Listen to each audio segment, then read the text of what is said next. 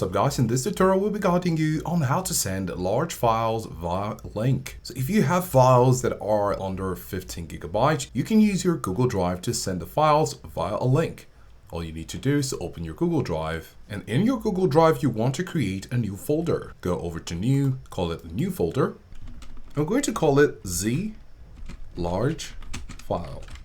You can name it whatever you want to have it as, click and create. Then of course you want to open the folder, and then we're going to drag and drop the file right here. So for the sake of this tutorial, we're just going to call this a large file. And now that we've dragged and dropped it here, we can simply say share by right clicking, then go over to share, click and share again, and then you're going to set the access. Currently it's on restricted, so you're going to click on the drop down and say anyone with the link. So now that anyone who has the link can have access to the file, we're going to click on copy link, and there you have your link for your large file.